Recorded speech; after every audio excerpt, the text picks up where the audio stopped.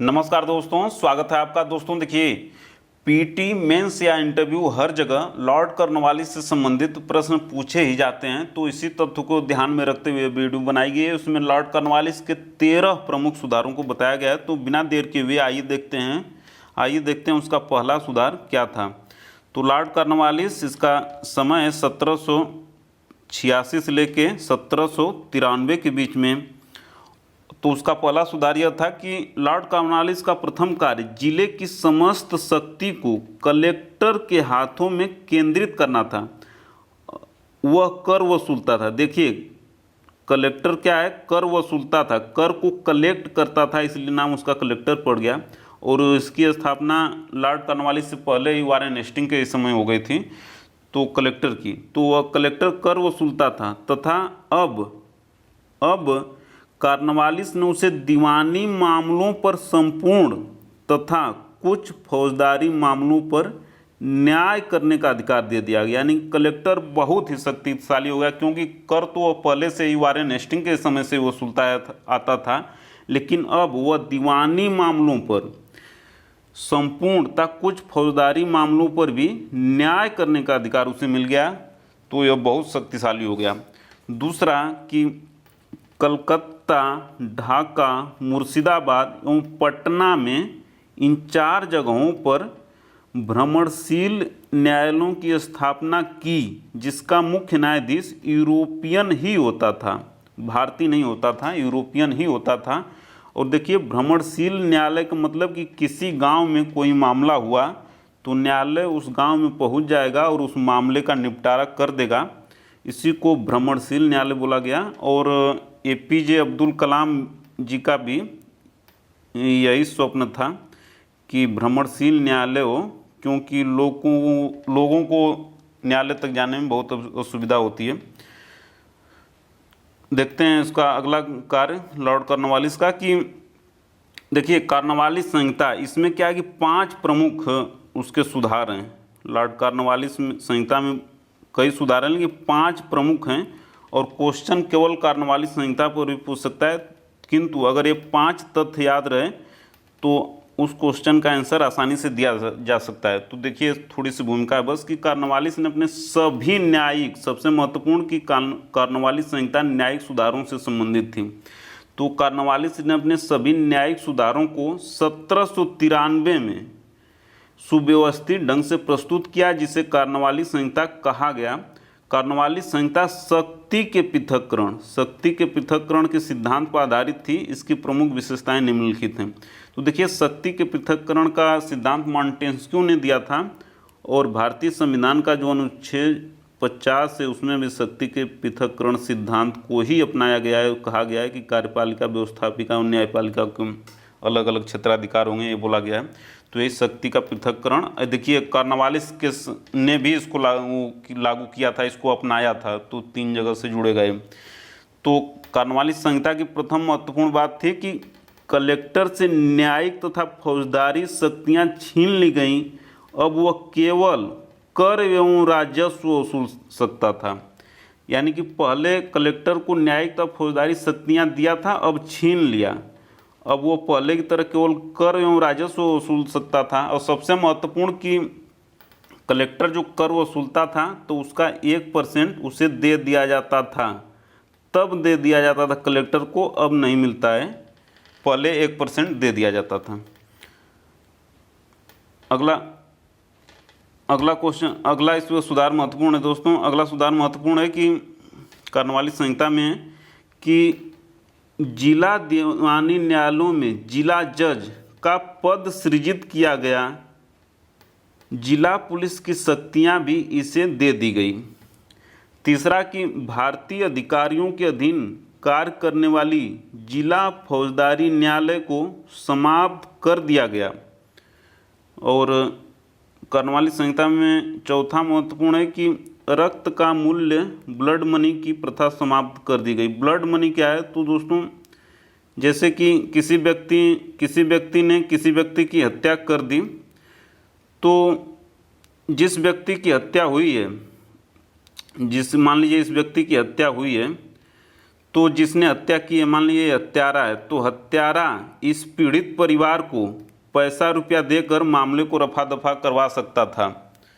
तो इसी को रक्त का मूल्य बोला गया। तो रक्त का मूल्य यानी ब्लड मनी की व्यवस्था चली आ रही थी, लेकिन कॉर्नवालिस ने इसको कॉर्नवालिस संहिता में समाप्त कर दिया गया।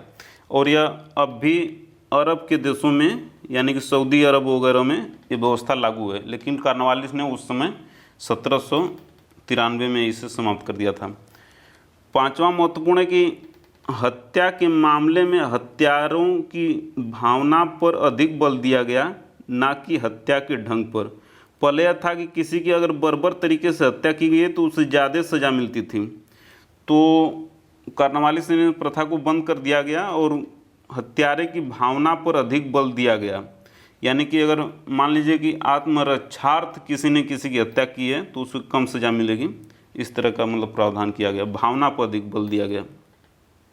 तो ये कॉर्नवालिस संहिता के 5 तथ्यों को याद रखेंगे दोस्तों। हो सकता है अलग से भी केवल कॉर्नवालिस संहिता पर भी प्रश्न पूछ जाए। फिर देखते हैं उसका अगला कार्य कि पुलिस सुधार। देखिए पुलिस सुधार बहुत ही महत्वपूर्ण है और पुलिस सुधार तीन उसने महत्वपूर्ण पुलिस सुधार किए थे। तो उसमें पहला था कि पुलिसकर्मी कम वेतन के कारण भ्रष्टाचार न कर सके, इसलिए कॉर्नवालिस ने उनका वेतन बढ़ा दिया तथा अपराधियों के पकड़ने पर पुलिस को पुरस्कार देना आरंभ कर दिया गया। वेतन को बढ़ा दिया गया और अपराधी को पकड़ेंगे तो पुरस्कार दिया जाएगा, ये भी तो अभी भी चल रहा है। तो कॉर्नवालिस ने किया था। दूसरा कि जमींदारों से पुलिस अधिकार ले लिया गया, अब वे अपने क्षेत्रों में हत्या या डकैती के लिए उत्तरदायी नहीं रह गए। पहले ये था कि किसी क्षेत्र में अगर हत्या हो गई या डकैती हो गई तो जमींदार की जिम्मेदारी थी कि वो पकड़वाए उनको, लेकिन इसको अब उसने लॉर्ड कॉर्नवालिस ने इसका अंत कर दिया गया। अब वे जमींदार अपने क्षेत्रों में हत्या डकैती के लिए उत्तरदायी नहीं रह गए।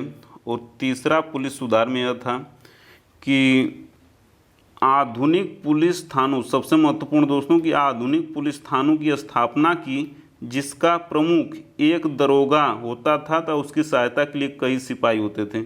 मान लीजिए एक दरोगा हो गया और 7 सिपाही हो गए, 8 सिपाही हो गए, 9 सिपाही हो गए, इससे मिलकर पुलिस थाना। आधुनिक पुलिस थाना का जब भी जिक्र आए कि इसकी शुरुआत किसने की या व्यवस्थित ढंग से किसने शुरू किया, तो लॉर्ड कॉर्नवालिस। और इसके साथ ही साथ भारत में सिविल सेवा का जनक भी लॉर्ड कॉर्नवालिस को ही माना जाता है। सिविल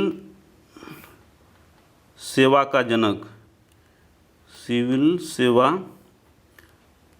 का जनक यानी सिविल सेवा का जब भी जिक्र आए या आधुनिक पुलिस थानों का कहीं भी जिक्र आए, कहीं भी पुलिस थाना देखिए, तुरंत बोलिए कि लॉर्ड कॉर्नवालिस ने ही तो शुरू किया था इनको, ऐसे याद रहेगा। फिर अगला देखते हैं, पुलिस सुधार 3 महत्वपूर्ण है। अगला देखते हैं व्यापारिक सुधार, कि व्यापारिक सुधार 2 महत्वपूर्ण है कि कॉर्नवालिस ने 1774 में गठित व्यापार बोर्ड के सदस्यों की संख्या 11 से घटाकर 5 कर दी तथा ठेकेदारों के स्थान पर व्यापारिक एजेंट से माल खरीदने की व्यवस्था आरंभ कर दी। दोस्तों ईस्ट इंडिया कंपनी डायरेक्ट किसी से भी माल नहीं खरीद सकती थी, गांव में किसी से जाकर माल खरीद ले ऐसा नहीं था। वो हर गांव या क्षेत्र में एक ठेकेदार होते थे, उन्हीं से वो वस्तुएं खरीदते थे। तो कॉर्नवालिस ने इस प्रथा को अंत कर दिया गया, यानी ईस्ट इंडिया कंपनी अब ठेकेदारों से माल नहीं खरीदेगी, बल्कि अब व्यापारिक एजेंट नियुक्त किए उसने और उन्हीं से माल खरीदने की व्यवस्था आरंभ कर दी। इनको भी ध्यान रखना है दोस्तों। और दूसरा व्यापारिक सुधार था कि ईस्ट इंडिया कंपनी के कर्मचारियों को निजी व्यापार करने, घूस लेने, उपहार लेने पर प्रतिबंध लगा दिया गया। दोस्तों उस समय भारत में सबसे महत्वपूर्ण था कि जैसे एक तो ईस्ट इंडिया कंपनी व्यापार करती थी अपना, दूसरा इसके कर्मचारी अपना निजी पर्सनल व्यापार भी कर सकते थे।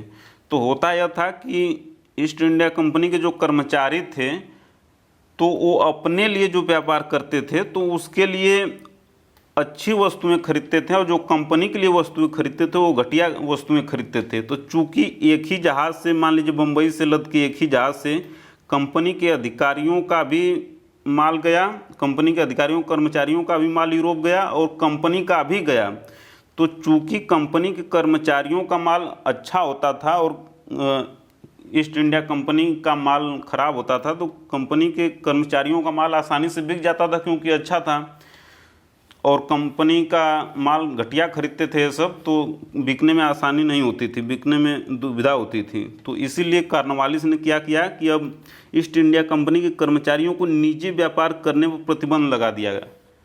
अब वो ईस्ट इंडिया कंपनी के कर्मचारी निजी व्यापार नहीं कर सकते थे, अब केवल कंपनी के लिए ही वस्तुएं खरीदेंगे, व्यापार करेंगे। अब घूस नहीं ले सकते थे, उपहार नहीं ले सकते थे, क्योंकि घूस और उपहार लेकर भी वह अपने लिए अच्छी वस्तुएं खरीदते थे और कंपनी के लिए घटिया वस्तुएं खरीदते थे।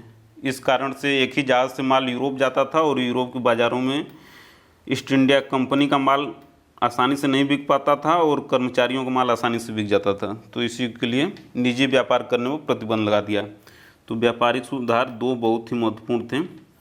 और अगला देखते हैं कि अगला देखिए, व्यापारिक नहीं बल्कि यह कृषि सुधार है।